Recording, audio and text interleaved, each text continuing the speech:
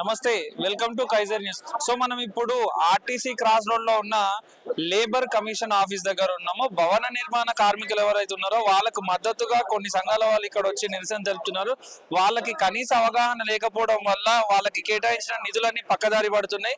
వాళ్ళు labour card తీసుకోవాలి, వాళ్ళకి ఇన్సూరెన్స్ ఉంటుంది, వాళ్ళకి పెన్షన్ రావాలి, లాంటివి కూడా వాళ్ళకి ఎటువంటి అవగాహన లేకపోవడం వల్లనే అధికారులు వాళ్ళ చేతివాటం చూపిస్తున్నారు అని చెప్పి కూడా ఇక్కడ నిరసన చేస్తున్నారు. సో మాట్లాడించే ప్రయత్నం చేద్దాం.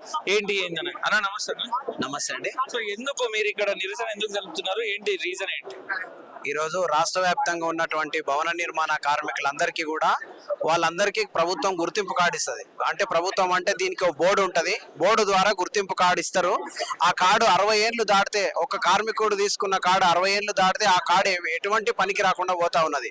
అట్లా 60 ఏళ్ళు పనిచేసి వాళ్ళు నెలకు ₹1 చొప్పున సంవత్సరానికి 60 రూపాయలు చెల్లించి వాళ్ళు అంటే బోర్డుకు సెజ్ కడతా ఉన్నారు.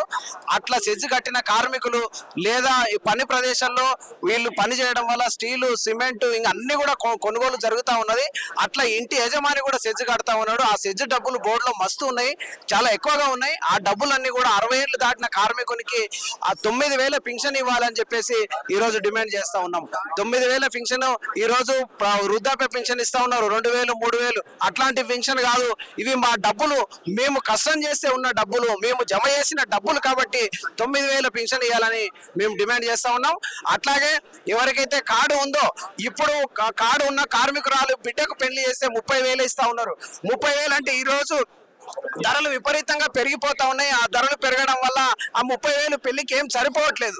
లేదా డెలివరీ అయితే 30,000 ఇస్తా ఉన్నారు, ఆ డెలివరీ 30,000. ఈ రోజు నార్మల్ ఏ చిన్న హాస్పిటల్కి అయినా కూడా కనీసం 50,000 నుంచి 70,000-80,000 దాకా అయ్యే పరిస్థితి ఉన్నది. కానీ ఈ బోర్డు నుంచి వచ్చే డబ్బులు మస్తు ఉన్నాయని ఒక పక్క చెప్తా ఉన్నారు. కానీ వేల క్లైములు పెండింగ్ లో ఉంచి వాళ్ళకి రావాల్సిన డబ్బులు కూడా సకాలంలో ఇవ్వట్లేదు. అంటే పెళ్లికి లేదా డెలివరీకి ఇవ్వాల్సిన ₹1,00,000 పెంచాలని మేము డిమాండ్ చేస్తా ఉన్నాం. అట్లాగే కార్మికుడు 60 ఏళ్ల లోపు, అంటే కార్డు తీసుకుని 60 ఏళ్ల లోపు చనిపోతే సహజంగా చనిపోతే 2 లక్షలు ఇస్తా ఉన్నారు. ఆ 2 లక్షలు లేదా ప్రమాదంగా చనిపోతే 10 లక్షలు ఇస్తా ఉన్నారు. ఈ 10 లక్షలు మొన్ననే పెంచారు, అంటే ఒక సంవత్సరం కింద పెంచారు. ఆ పెంచుతూ ఏం చేశారంటే అది ప్రైవేట్ ఏజెన్సీలకు అప్పచెప్పారు. ఇంతకు ముందు బోర్డు చేతులనే ఉండేది. బోర్డు అప్లై చేసుకుంటే ఎన్ని రోజులు లేట్ అయినా ఆ బోర్డు డబ్బులు వచ్చేది. ఇది ప్రైవేట్ ఏజెన్సీలకు అప్పచెప్పడం వల్ల వాళ్ళు మీకు 10 లక్షలు వస్తా ఉన్నాయి కదా, మా చేతి వాటం ఎంత అని వాళ్ళు డైరెక్ట్ గా అడిగే పరిస్థితి ఈ రోజు ఏర్పడింది. అంటే వాళ్ళు ప్రైవేట్ ఏజెన్సీకి ఎందుకు అప్పచెప్పాల్సి వచ్చిందంటే ఇక్కడ సిబ్బంది లేదనే పేరుతోటి వాళ్ళు ప్రైవేట్ ఏజెన్సీకి అప్పచెప్తా ఉన్నామని చెప్పిండ్రు. కానీ సిబ్బంది ఎందుకు లేదు, వీళ్ళు రిక్రూట్మెంట్ చేసుకోవాలి, అంటే ఎంప్లాయీస్ అందరూ కూడా అది నిర్మించుకోవాలి, ఎంప్లాయీస్ అందరినీ కూడా రిక్రూట్ చేసుకోవాలి. కానీ అట్లా చేయకుండా వీళ్ళు తప్పించుకోవడం కోసం, కార్మికుల నుంచి వచ్చే ఒత్తిడిని బోర్డు వాళ్ళు తప్పించుకోవడం కోసం, బోర్డు యజమాని తప్పించుకోవడం కోసం ప్రైవేట్ వాళ్ళకి ఇచ్చి అది విచ్చలవిడిగా దోచుకోవడం జరుగుతూ ఉన్నది. దాన్ని ఏమన్నా అంటే ప్రైవేట్ ఏజెన్సీలని అరికట్టాలని మేము డిమాండ్ చేస్తా ఉన్నాం. అట్లాగే ఈ రోజు కార్డు ఉన్న ప్రతి కార్మికునికి వాళ్ళు అంటే సిఎస్సి హెల్త్ సెంటర్లు అని చెప్పేసి వాళ్ళే గ్రామాలకి కార్మికుని దగ్గరకు పోయి బ్లడ్ తీసుకొని టెస్టులు చేస్తా ఉన్నారు. ఆ టెస్ట్ రిపోర్ట్ వస్తే కనీసం ఆ టెస్ట్ రిపోర్ట్ తీసుకొని గవర్నమెంట్ హాస్పిటల్ పోతే కూడా అక్కడ పట్టించుకునే నాదుడే లేడు. అట్లా టెస్ట్ ఒక్క కార్మికుని టెస్ట్ చేయడం వల్ల ఆ హెల్త్ సెంటర్లు ఎంత తీసుకుంటారు అంటే 2,700 డబ్బులు బోర్డు నుంచి అప్పనంగా, అంటే ఒక రకంగా అది కూడా ఒక దోపిడీ. కార్మికుల నిధులు ఏవైతే ఉన్నాయో అది కూడా ఒక దోపిడీ రకంగా దోపిడీ చేస్తా ఉన్నారు. దాన్ని కూడా రద్దు చేయాలని చెప్పేసి ఈ రోజు పెద్ద ఎత్తున ఇక్కడ ధర్నా చేయడం జరుగుతున్నది. అంటే కార్మికులు వారుగాలం కష్టం చేసి ఇప్పుడు మండు టెండలు కూడా ఎట్లాంటి ఉద్యోగం చేసిన వాళ్ళకు సండే సెలవు ఉంటది.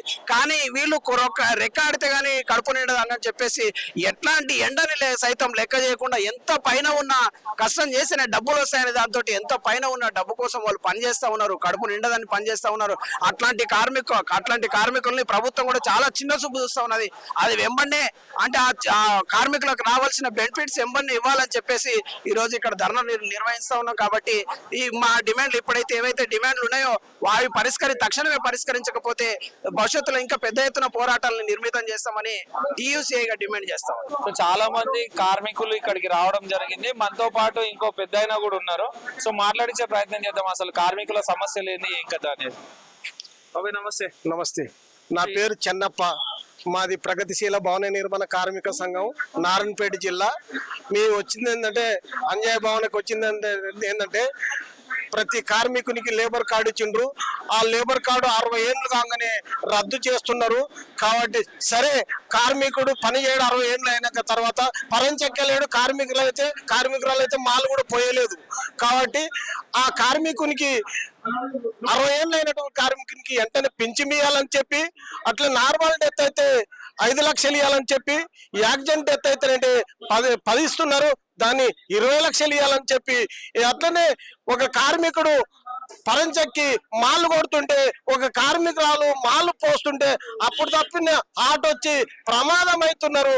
వాళ్ళను కూడా యాక్సిడెంట్ కింద వర్తించాలి, వాళ్ళకు కూడా జీవో ఇవ్వాలని చెప్పి, అట్లా డెలివరీ అయితే బిచ్చము 30,000 ఇస్తున్నారు, అది ₹1,00,000 ఇవ్వాలని చెప్పి, ఒక కార్మికురాలు బిడ్డ పెండ్లైతే 30,000 ఇస్తున్నారు.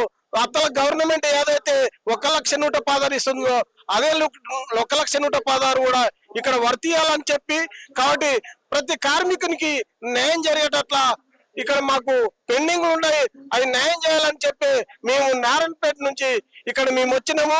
డెలివరీ, డెత్, మ్యారేజ్ అన్ని కూడా 1,15,000 క్లెయిమ్స్ పెండింగ్ ఉన్నమాట. ఆ పెండింగ్ క్లెయిమ్స్ అన్ని కూడా వెంటనే దాన్ని పరిష్కారం చేయాలి. రిజెక్ట్ చేసి అన్ని తీసిపెట్టిండ్రు. తీసిపెట్టకుండా అవన్నీ కూడా తీసి మాన్యువల్ నుంచి ఇప్పటి వరకు తీసి ఆ కార్మికులకు న్యాయం చేస్తారని చెప్పి మేము కోరుకుంటున్నాము.